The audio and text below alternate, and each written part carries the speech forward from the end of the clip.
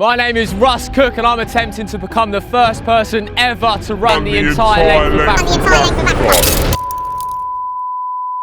Russ Cook, otherwise known as the hardest geezer, has been forced to pause his world record run after he was robbed at gunpoint in Angola.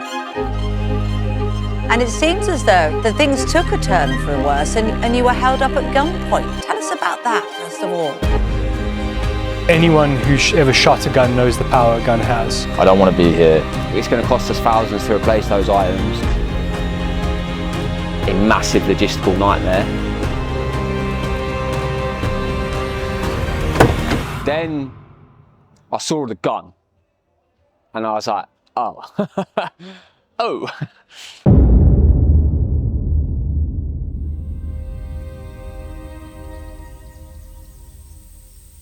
My feelings towards Angola, very safe, very welcoming, very relaxed, very chilled out. I love Angola. I loved Angola. Like, everyone we had met had been beautiful.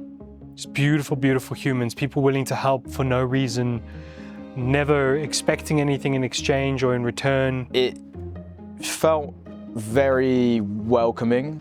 We had genuinely a lovely experience from every single person that we met. It was colourful, it's interesting, and it felt very peaceful. People were giving us cash at the ATMs, like every time we called them to try to get them the money back, they just wouldn't answer, you know. People were amazing here, and they are amazing here. It kind of blew me away, to be honest, and there wasn't a single bad person that we met. Up until that point, I hadn't felt threatened once. None of the people had given me a reason to feel like we were in any kind of danger.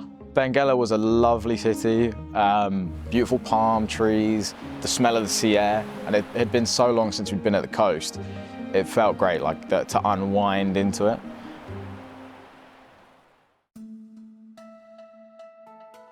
That day was a good day. I remember feeling pretty positive because I came off my malaria tabs that day, I think, and I'd been feeling really frustrated up and for like the last couple of weeks. I'd just been feeling really agitated and really irritated. I remember feeling good because I'd figured out what was making me feel so shit, and I'd put an end to that. We had a nice breakfast of some sort.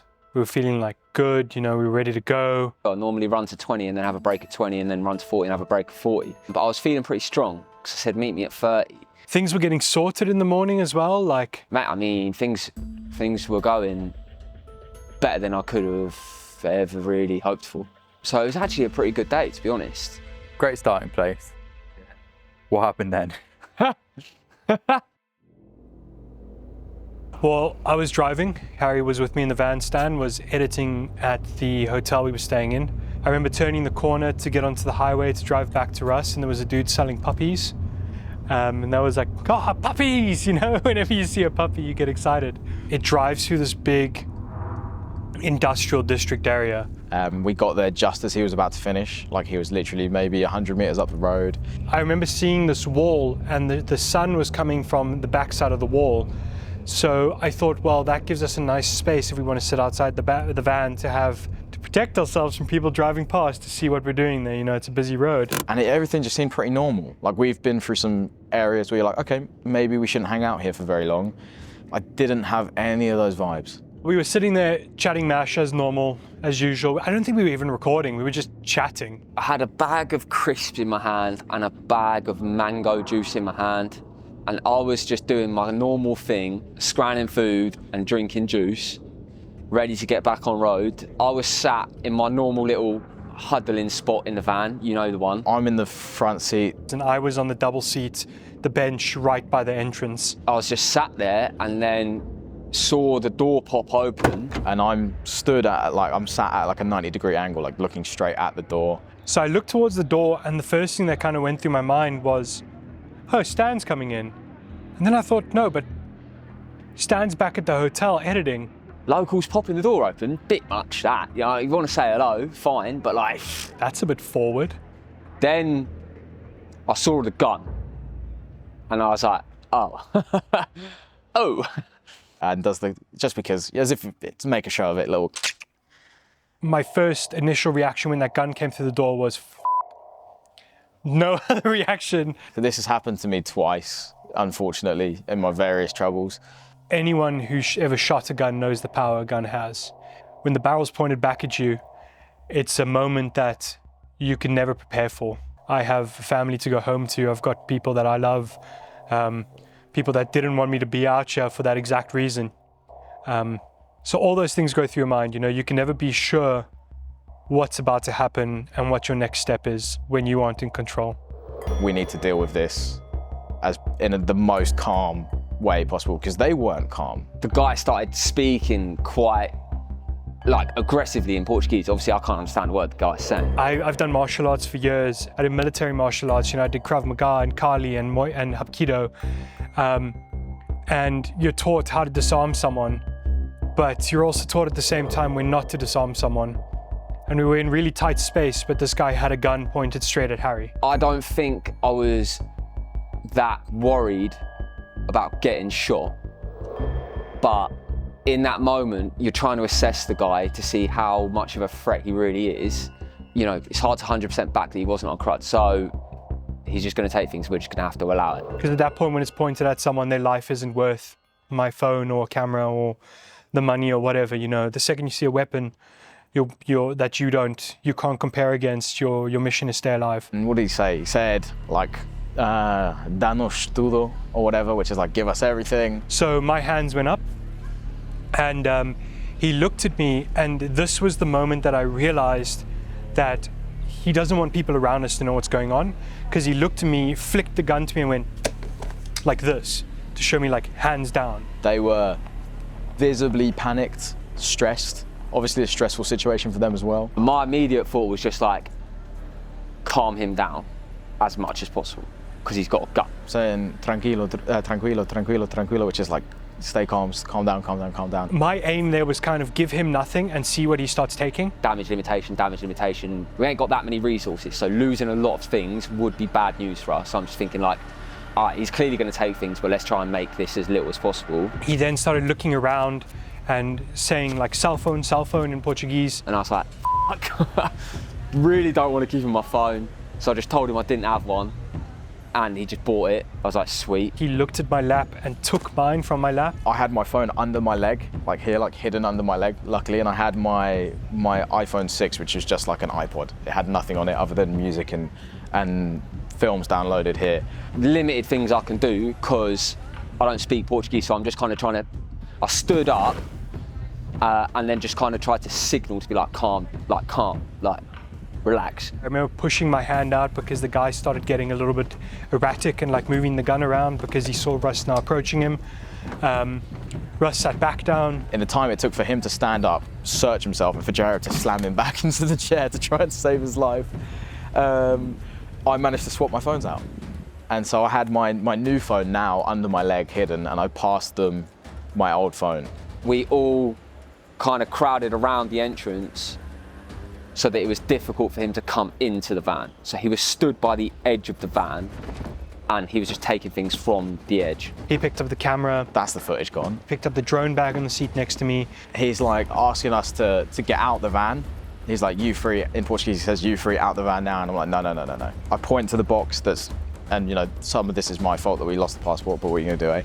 I point to the box on the floor. I knew there was money in it. I knew there was a wallet in it, but I knew that if they opened it, it would look important enough that they wouldn't march through the rest of the van. He took the brown box, and I was like, that's got our passports in it. That's bad news. And before they left, I was like, please give us the passports. You don't need the passports. Like, what are you gonna do with the passports? And the guy basically told me, he's like, I don't give a f. As fast as it started and as long as it felt, it was all over really quickly as well. Harry jumped up, closed the door. As soon as he could close the door, I moved into the passenger seat, and I looked in the mirror. I saw a motorbike standing stationary. I saw them moving towards the motorbike with quite some gusto. And then I was like, fuck. Let's assess the situation, see how much we lost. And then it was like, passport's gone, money gone, cameras gone, phones gone. And I was like, bad. Jared jumped in the driver's seat and got it moving, and we got it rolling forward. I mean, the immediate things going through my mind is, how much is the value of everything we've lost? What are the future problems that what we've lost is going to cause us, and are they overcomable? That's what's just the immediate aftermath. Like, how detrimental is this to the mission? Trying to assess that, basically. I was like, oh, just like the sinking feeling of like, fuck. I started driving. And we knew that we had to tell you about what happened. I was feeling very pleased with myself. I was about half an hour off finishing the edit. It was early. I was like, yes, this is brilliant. And then I got a phone call from Russ. He was like, Stan, got a bit of a situation. I was like, oh God, what's happened? Something to do with visas, permissions, like accommodation, whatever. And then super nonchalantly, like very, very dry, he just goes, so yeah, I've had a bit of a situation. We've been robbed at gunpoint, so this, and this has been taken. And I was like, okay. We got on the road and our first thought was, okay, passports. We need to report this to the police. So let's get this done. Let's go report it, get it done, get it sorted. Harry was chatting to him in Portuguese. But within 5 minutes of being there, they had already said to Harry that they've mobilized a crew, a team, and they'll be going around. They seemed quite surprised that this had happened. I don't think it's something that is a regular occurrence in Benguela or Angola. Eventually another kid came, looked quite rattled, and Harry kind of figured out that he was held at gunpoint that day in Benguela as well. His motorbike was stolen. The cops said to us in no uncertain terms, 2 gun crimes in one day. Must be the same people. That doesn't happen in Benguela. And this random guy shows up in a jean jacket and flip-flops and jean shorts, and he starts talking to me like, what's going on, like asking me questions. I'm like, who are you, mate? I was like, sorry, what's your name? And he goes, oh, agent. And I'm like, okay. He's like, so we're going. And I'm like, where? And he's like, we're going back to where you just got robbed an hour and a half ago. I was like, fantastic, this is great. I can't wait to return to the side of the road where I had a gun pointed in my face. We're standing where we had just been held by gunpoint with one guy that we honestly didn't even realize was a police officer in the plain clothes that he was in, and a detective in a leather jacket looking like he's straight out of a 1960s noir film. He might as well have been smoking a cigar, to be honest with you. They tried to look for any clues. Looked for our stuff to see if they'd thrown it away on the side of the road. There's obviously limited things they can do. Like the guys have robbed and bounced, so, you know, at that point I was like, we're never getting any of this stuff back. You're just trying to do what you can do to see if there is any way, really. It's frustrating, but I always kind of knew that this was going to happen at some point. The following days were bleak. I felt very deflated, very unmotivated. I just was like, I don't really want to be here. I was like, I'm tired. It was like an anxiety blanket that weighed 6 kilograms had been put over all of us. We were all on edge, we trusted no one, we felt, all of us were just, there wasn't the normal banter back and forth. It wasn't all giggles and smiles. The vibe in the team afterwards was a lot more somber than I expected. As a crew, we really do have a culture of just like whatever hit we take, we're like, whatever, and we move forward. I'm doing a lot of the talking out here to people. You know, I'm front and center in a lot of situations because of the language barrier. And it's like now I have to approach those situations jaded, like a bit bitter. And I don't want that. I want to connect with the Angolan people. I want to talk to the Angolan people. But for a few days after it, I was like, my head was not in the game. I was like, I don't want to talk to anyone. I don't want to be here. We still joked around, we still chatted, but in the silences in between that, you could feel the soberness of everyone. It wasn't the Project Africa team for 2 or 3 days. The fact that I wasn't in the van meant that a lot of stuff didn't get nicked that would have, because normally on an upload day, I'll be editing on the side of a road at stops, or even in the van if it's a sketchy area. Probably would have lost all the editing setup. The whole edit would have been lost. I would say that I took the biggest hit in terms of personal stuff that got lost. My camera went as well, which is good. Worked so hard to get us in a position where we've got enough resources to actually make this mission happen, and then like felt like as soon as we got near to that point, then we go and take 5-6 grand sting, and it's just like, it's deflating, man. And I think it just burst the bubble of that and reminded us of what we're doing. Will we have enough money? Will we have enough money? Blah, blah, blah, blah, blah, blah, blah, blah. The thing is though, all of that stuff, as much as I care about it, it's all work stuff and it's all replaceable. That the only thing that really got me down was my wallet. which had all my cards, which is obviously a nightmare, but it also just had like loads of personal stuff in it. Photos, it had a piece of hand-drawn artwork drawn by the marvellous Fiona Bastow. Just, you know, loads of little personal tokens that can't be replaced. And then there was almost a group understanding of, it's done, spilt milk, move on. The mission doesn't end. We carry on, we're stronger than that. We all knew this was going to happen. And if you joined this mission without thinking that it was going to happen at least once, you're probably an idiot and you shouldn't be in Africa. Like, harshly assessing ourselves, there is more than we could have done to stop them taking them. But it's understandable in the moment, you know, someone puts a gun in your face, you don't know how you're going to react, so fair. Hindsight's 20/20. When you look back in the past, you can always see what you did wrong every single time. You know, we were next to the main road, and that's probably why we felt comfortable. It was midday, it was like 2 p.m, maybe 1:30 when it happened. I parked us next to a wall with a perfect space for them to get between the car and the wall and they won't be seen. We left the doors unlocked. We were comfortable. We weren't checking mirrors. We'd finished shooting, and instead of finishing shooting and putting everything back on the beds like we might usually do, we left the cameras there and started chatting away. There's so many things we could have done differently, but we didn't. And at least we still have our lives. I do think that there's a lot of value in trying to objectively assess how we handle that situation and how we can improve it in the future, because this is going to happen again. I think the main thing we can do is have a clear strategy for if/when that happens again. The man was frantic. You know, it was the first thing I noticed. He was like aggressive and frantic, but in a way like he wanted to get this done quickly. What we could have done more was put time in between him popping the door open and him starting to grab things. Time. I think it's easy for us to go, we shouldn't have had the cameras out, we shouldn't have had the laptop out, we shouldn't have left the doors unlocked, but realistically, we're going to do those things regardless. We should try not to, but it's gonna happen. And if that happens to coincide with another robbery, then we're screwed. So we will have other things in place that mean that we can control damage. It's just about putting it into practice, which is also easier said than done because you don't plan the moment you're robbed.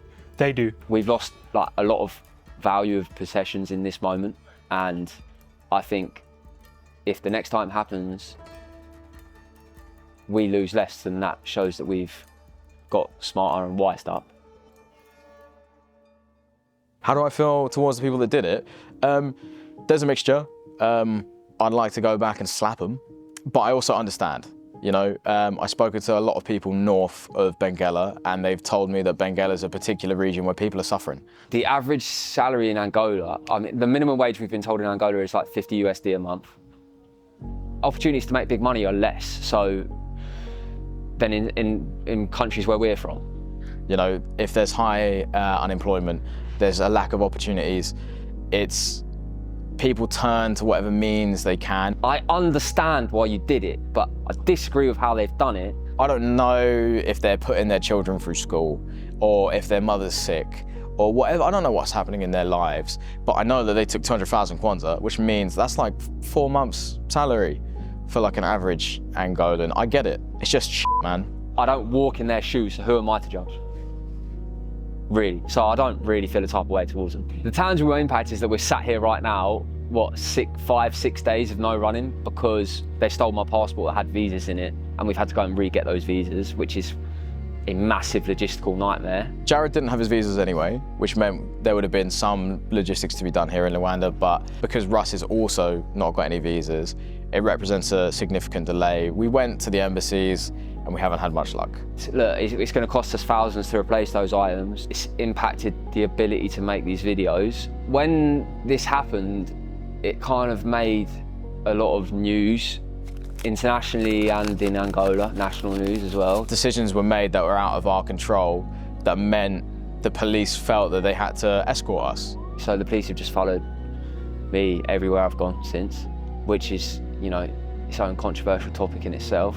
You know, the interactions that we've had with them have been overwhelmingly positive. Can only thank them a lot. The generosity has been unreal. I mean, the police have been very kind. All the interactions I've had with them have been nice, so I can't complain, mate. People have come out to meet us, running clubs, athletes, runners, businessmen and women who have helped us with accommodation, helped us with funds, helped us with security. People are going to help us with logistics on the way north. So many people have come together to help us out after they heard the news. You know, the police, of course, but also just ordinary people. Like, we met this amazing woman in Luanda called Henda, and she helped us out with, so she did a little bit of fundraising, and she sorted us out with hotels and meals, and she sent her running club down to run with Russ. And none of that would have happened if it wasn't for the robbery, because we'd have just been passers-by. No, my opinion hasn't changed of Angola. I really, really, really love this country. I don't have any fears or reservations towards Angola. We've had people to help us, actual Angolans that represent the country, as opposed to the two, you know, loose ends that robbed us. For days and days and days after the event, we had fantastic interactions. You know, we can have 100 good interactions. Why are we going to focus on the one bad interaction? Angola has been wonderful. The people have been great. People take you in. They won't accept money to let you stay in their home. We had a group of people find out that money had been stolen, and they raised more than was stolen in cash. They fed us, they brought us water. This can happen anywhere in the world. So, like, why are we going to blame the average Angolan person on the acts of one idiot or two idiots or three idiots or however many? And so, yeah, I love Angola.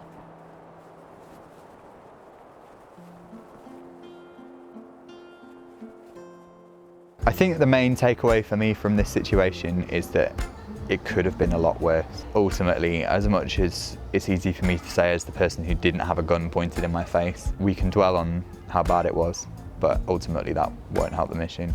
So we'll take what we learned and we'll apply it forward, and hopefully if we end up in another situation similar, we'll come out more on top than we would have if this hadn't happened. Phones are replaceable, cameras are replaceable, passports, although f***ing hard apparently, they're replaceable, but lives aren't. I learned that I can trust my teammates in intense moments under pressure. You know, that's beautiful. And those would be my two takeaways.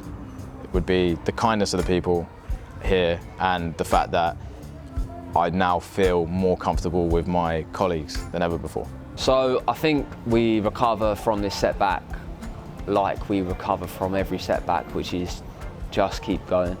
The money issue, I'll work hard to try and resolve. Obviously limited things we can do, but at the end of the day, I can still keep running, everyone's still alive, and we can still put petrol in the van, so, you know, the message stays the same. Keep going.